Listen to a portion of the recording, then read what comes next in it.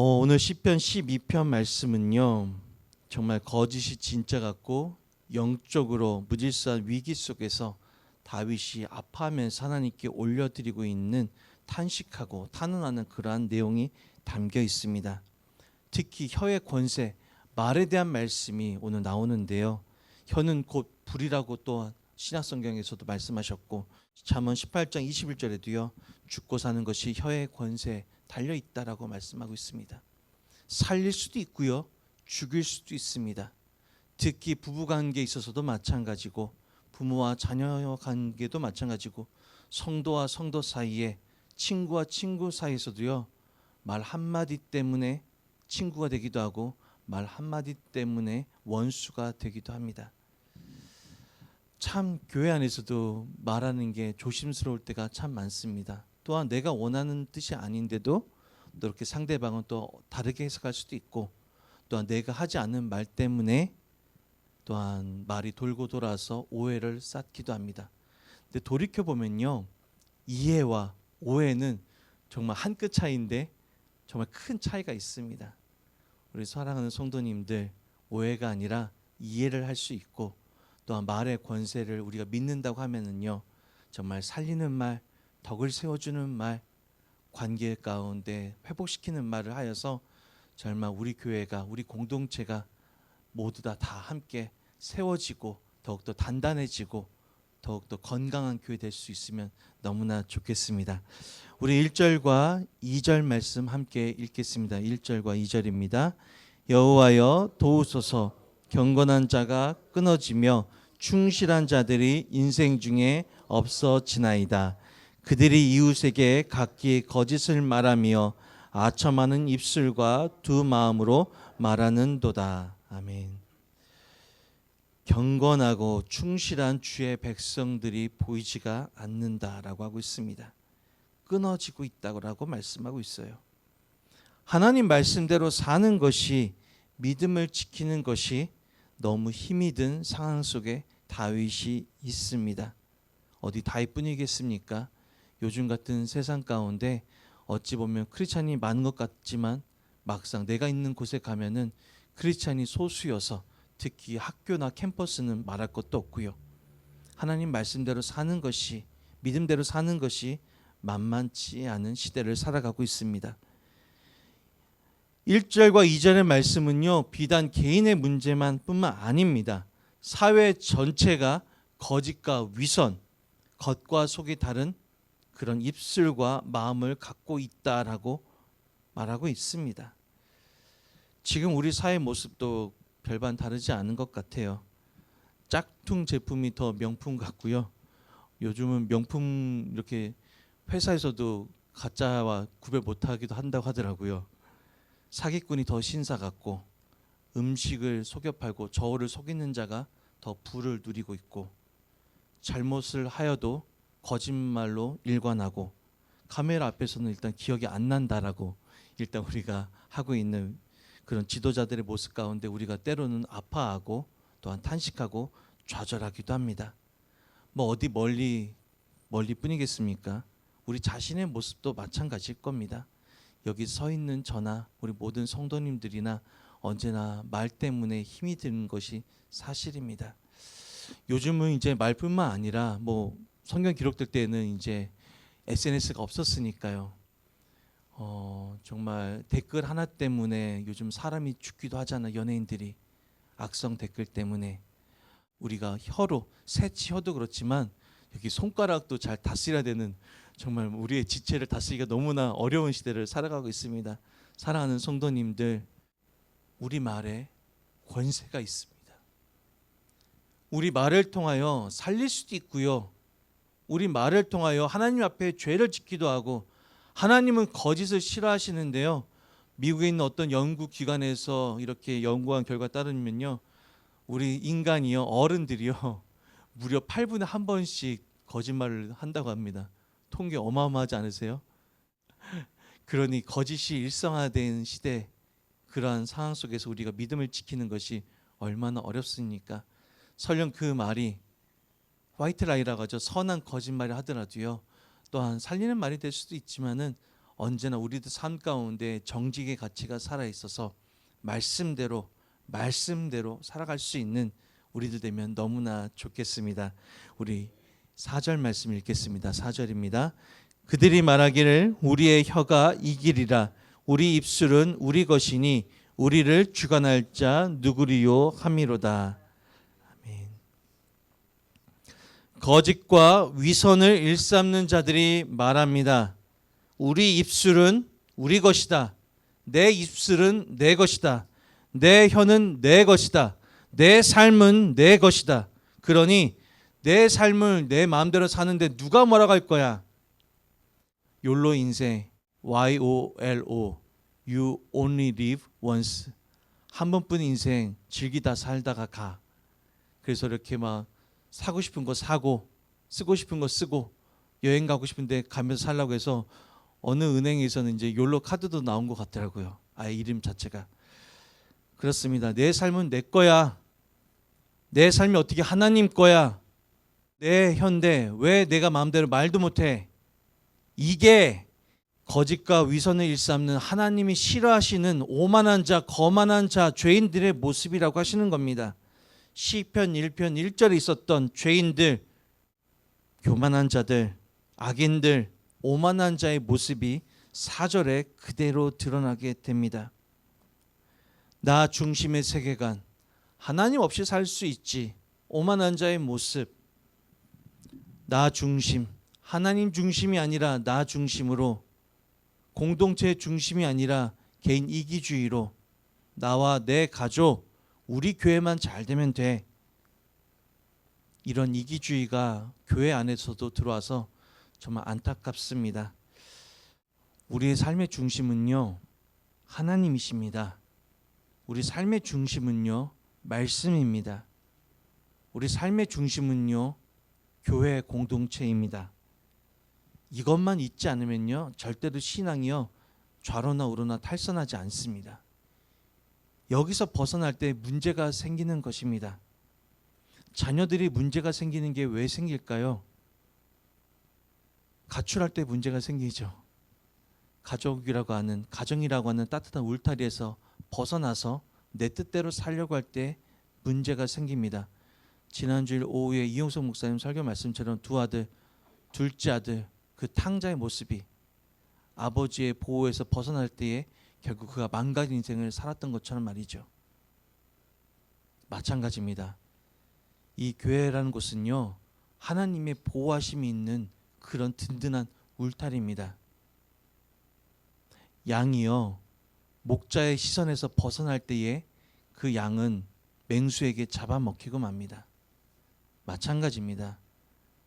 목사의 눈에서, 우리 성도님들의 눈에서 왜 안 보이시지? 왜 안 보이시지? 그런 성도님을 위해서 더욱더 기도를 하셔야 됩니다. 이른 양이라고 하는 표현이 참 그렇긴 하지만요, 보이지 않는 우리 장결자, 오랫동안 예배를 쉬고 계신 성도님들을 위해서 우리가 더욱더 눈물로 기도해야 되고, 구역 가운데, 기관 가운데, 우리 부서 가운데 그런 분들이 계시다고 하면요, 더욱더 이름을 놓고 그분들을 위해서 기도해 주시고, 기도로 그치지 마시고, 또한 시간 되냐고 전화하셔서 함께 식사도 해주시고, 밥도 사주시고, 맛있는 것들도 좀 차도 사주시고, 또한 뭐 어려운 거 없냐고, 기도 제목이 있냐고 물어보시면서 함께 따뜻하게 다가가시는 그런 8월달 9월달 되면 좋겠습니다. 우리 5절과 6절 말씀 읽겠습니다. 5절과 6절입니다. 여호와의 말씀에 가련한 자들의 눌림과 궁핍한 자들의 탄식으로 말미암아 내가 이제 일어나 그를 그가 원하는 안전한 지대에 두리라 하시도다. 여호와의 말씀은 순결함이요 흙 도가니에 7번 단련한 은 같도다. 아멘. 5절과 6절에 다 무엇으로 말씀을 시작하고 있습니까? 여호와의 말씀. 맞습니다. 유한한 인생, 거짓과 위선으로 점철되어 있는 사람의 말이 아니라요, 반드시 언약을 지키시고 반드시 약속을 성취하시는 여호와의 말씀이라고 하셨습니다. 하나님의 말씀 가운데 뭐라고 하십니까? 힘들어하고 어려움을 겪는 자들의 탄식을 주님께서 들으시고요. 하나님께서 가만히 있지 않으시고 일어나서 힘들어하는 자들을 안전한 곳으로 옮겨주신다라고 하셨습니다. 또한 하나님의 말씀은요, 순결하여서 흙 도가니에 7번 단련한 은같도다. 순도 99.9999% 완벽에 가깝다고 하는 겁니다. 반드시 이루신다는 거예요. 사람의 약속은 깨지라고 있는 게 사람의 약속인데 하나님의 약속은요, 하나님의 언약은 지키라고 있는 약속입니다. 보십시오.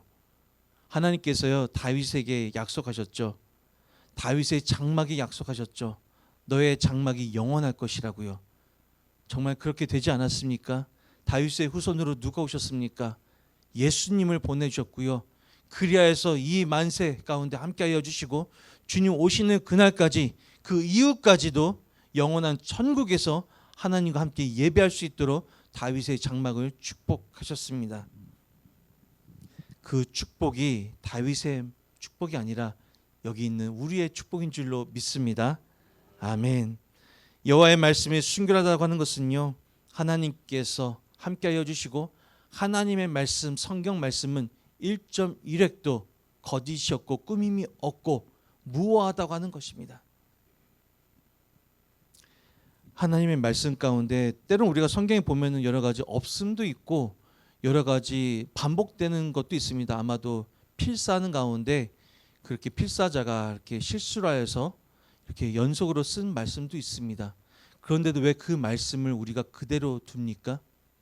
무슬림들은요, 거 봐라, 성경은 우리 코란은 하나도 틀린 게 없어, 오자도 없어.